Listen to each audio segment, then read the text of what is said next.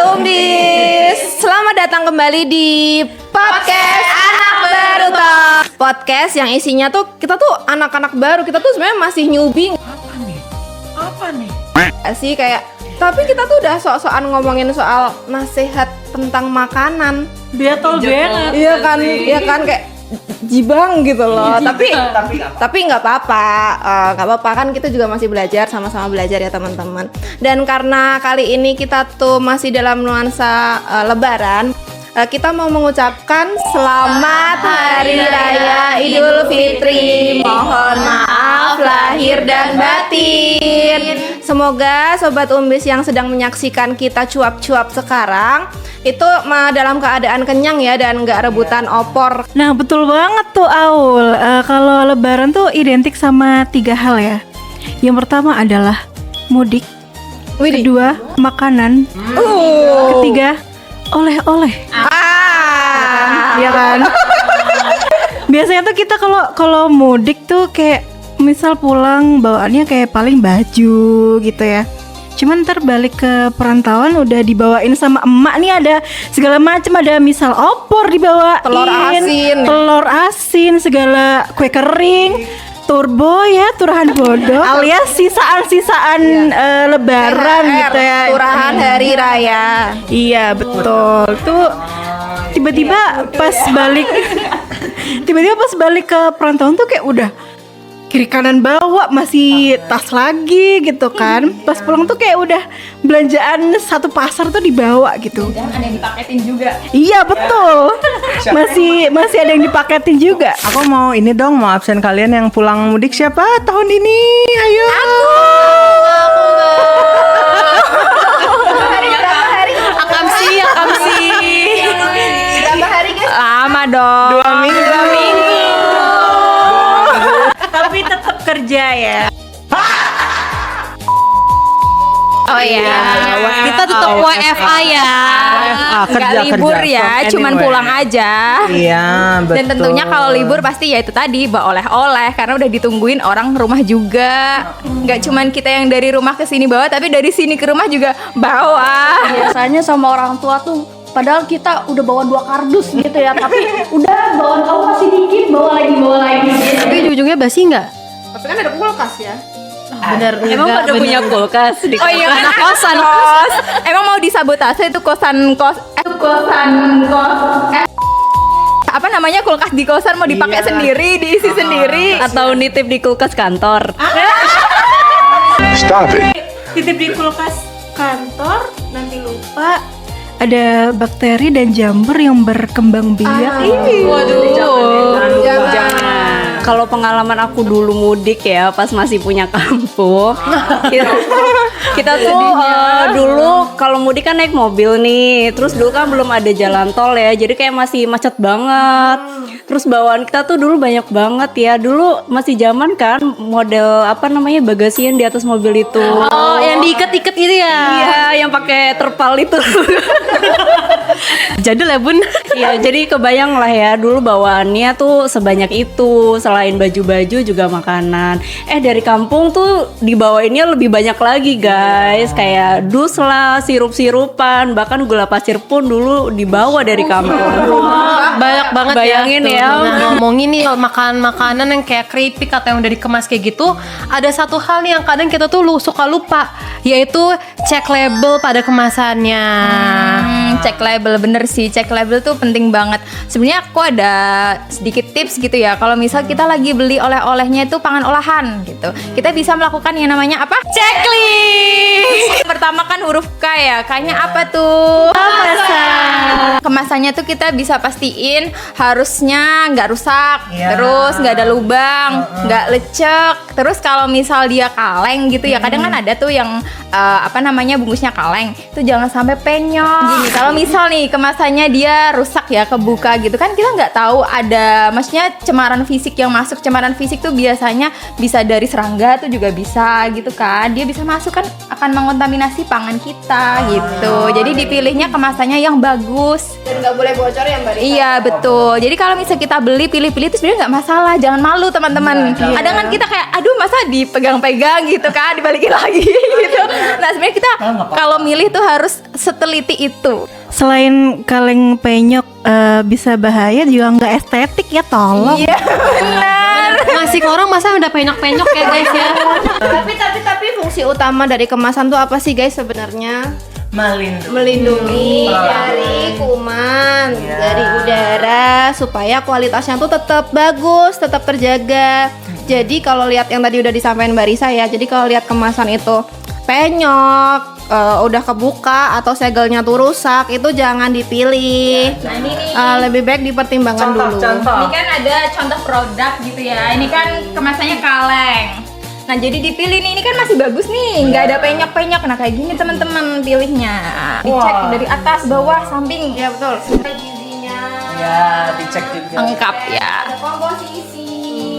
Nah biasanya di pangan olahan itu ada labelnya, ada komposisinya, ada petunjuk penyimpanannya, terus dia ada nama produknya apa. Intinya apa? Izin edar. Nah, izin edar biasanya tuh kalau pangan olahan kan di BPOM tuh ada BPOM RIML buat izin edar yang makan luar ya, terus sama RIMD kalau itu produksi dalam negeri. Terus selain itu juga ada satu lagi. SPPIRT gitu, itu biasanya juga ada di makanan-makanan yang kita temukan. Ngomong tentang izin edar nih, idealnya kalau kita beli makanan kemasan, misalnya kayak keripik atau minuman gitu, pilih yang sudah punya izin edar resmi ya guys. Dan seperti yang tadi kita udah bilang, izin edar itu ada dua. Yang pertama PIRT, yang kedua MD dari BPOM. Nah, kenapa sih kita perlu memilih produk yang sudah ada izin edarnya?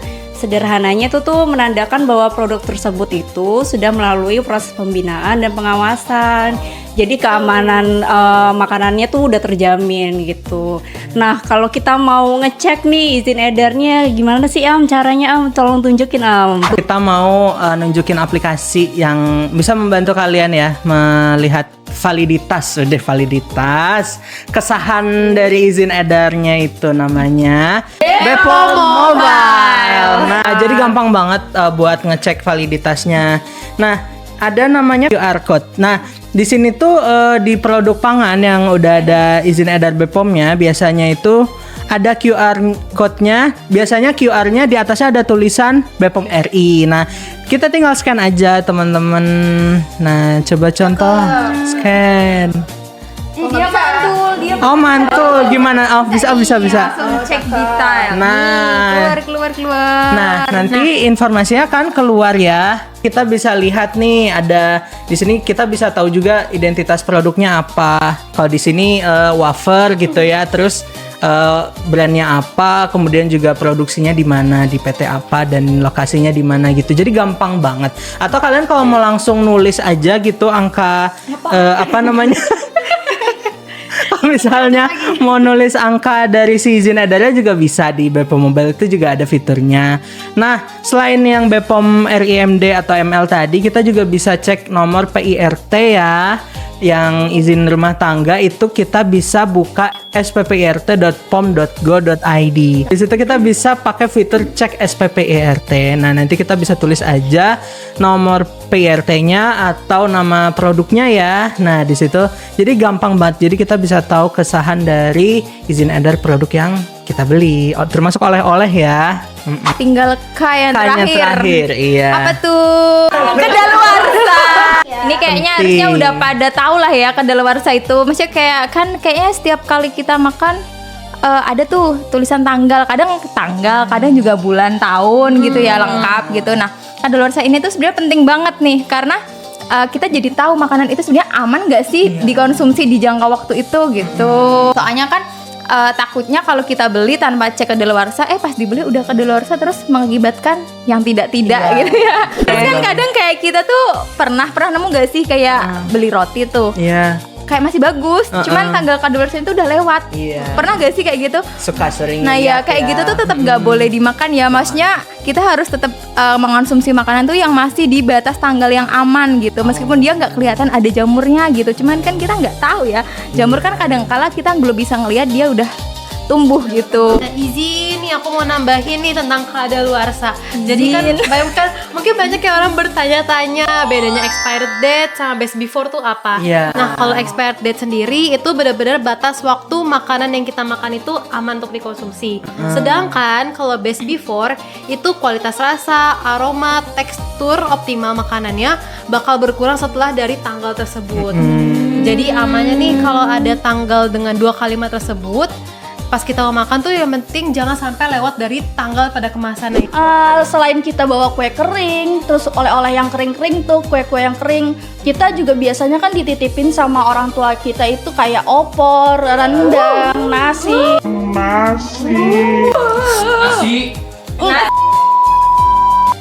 Ke tempat.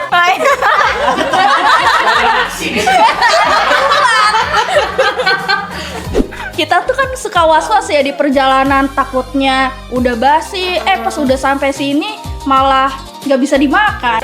Betul. Nah ini nih kayak ya kita tahu lah ya kayak makanan daging, ayam atau yang bersantan gitu tuh pasti lebih cepat rusak kalau disimpan di suhu ruang terlalu lama. Jadi misal kalau mau dibawa perjalanan jauh, pastiin disimpan di tempat tertutup. Terus pastiin juga waktu nyimpen mau ditutup itu harus udah dingin ya, jangan pas panas-panas udah ditutup karena nanti kan itu pasti kalau panas udah masih ada uap airnya. Kenapa tuh Kak? Kenapa ya? Jadi pastiin aja kalau mau nyimpen makanan yang panas itu didinginin dulu baru ditutup. Atau kalau perlu pakai cooler box gitu biar dia tetap fresh. Benar-benar. Tapi ini pertanyaan yang paling sering kejadian sih waktu mudik ya. Kayak misal kita tuh kan, aduh nggak ada Kavina ya, yang paling jauh di sini Kavina ya. Iya. Dia kan di Sumatera jauh banget kan di planet lain. Kan Itu makasih Kak. kalau misalkan kita nih, kita kan udah bawa barang banyak dari mama kita, udah dimasakin segala macam. Kalau kita nggak punya pendingin, terus kita udah naik kereta, naik bis belasan jam, berjam-jam gitu-gitu kan, itu gimana? Sebenarnya sih untuk cara ngatasinnya ya, karena misalnya nggak punya pendingin gitu kan, bisa nih pertama kita pilih lauk yang memang lebih tahan lama. Contohnya yang dimasak sampai agak kering tuh kayak rendang sama sambal goreng. Karena biasanya makanan yang kadar airnya lebih sedikit itu lebih tahan lama. Nah jadi kalau misalnya pengen bawa makanan yang rada basah, mungkin kayak sayur gulai gitu contohnya. Opor gitu Iya. kan Betul. Mungkin bisa dipanasin sampai kering kali. Gitu. Bukan opor lagi dong namanya. Iya, atau juga apa ya? Presto. Iya sih setuju, ntar takut ini ya ngebauin penumpang lain ya. Bisa di vakum juga boleh kali Oh ya. iya bener, di vakum, di kemasan vakum juga bisa. Satu tips lagi nih guys, pokoknya jangan pernah campur makanan yang masih panas dengan makanan yang udah dingin di dalam satu wadah. Kenapa tuh? Soalnya kalau dicampur itu tuh bisa menyebabkan kerusakan makanan itu lebih cepat gitu. Jadi didinginin dulu, baru deh dicampur boleh. Nah kalau misalnya kalian habis beli makanan dari luar, terus belum mau langsung dimakan pas sudah di rumah, jangan lupa masukin kulkas nih guys. Siap. Langsung masukin kulkas ya. Nah terus kalau misalnya udah mau dimakan, jangan lupa dipanasin dulu. Tapi manasinnya yang bener-bener nih, harus sampai panas banget mendidih. Karena kalau misalnya kita manasinnya cuma setengah anget, itu bakterinya tuh bisa numbuh lagi guys. Oh kalau cuma panasinnya kayak sampai apa? Biasanya kan cuma anget-anget doang.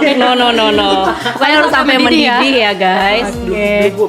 Oke, terus kalau manasin juga secukupnya aja, sesuai porsi yang kita mau makan, jangan berlebihan gitu. Jangan semuanya dipanasin, terus simpen lagi. Itu, waduh itu kandungan gizinya udah rusak banget kalau dipanasin berulang-ulang. Jangan kayak gitu ya guys. Gizinya udah minus. Iya. Karena kalau kayak gitu tuh kebiasaan kayak gitu, makanan yang dipanasin berulang kali tuh selain rasanya akan berubah ya pasti kandungan gizinya juga akan semakin menurun. Jadi semakin berulang kali dipanaskan, dingin lagi, panas lagi, dingin lagi, itu kayak istilahnya kayak udah jadi ampas doang, nggak ada nutrisinya. Udah rasanya udah nggak enak, nggak ada nutrisinya, ya kan? Asin doang, bener. Kalau proses penyimpanannya itu kurang tepat, jadi kuman tuh juga akan lebih cepat berkembang juga. Nah, makanya lebih aman kalau disimpan di kulkas lalu dipanaskan secukupnya aja. Jadi intinya oleh-oleh itu boleh sih banyak, tapi asal kita tahu cara milihnya, cara nyimpennya, dan cara memanaskannya ya, sambil tetap diperhatikan supaya tetap aman. Iya, benar banget. Siap.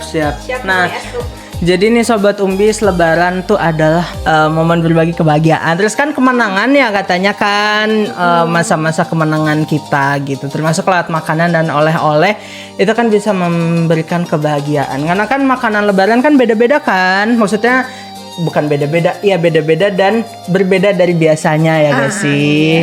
Musim Lebaran tuh makanannya beda. Opor-oporan, santan-santan dan segala macam. Ntar tiba-tiba sini Aduh, Jangan lupa ketika setelah Lebaran cek.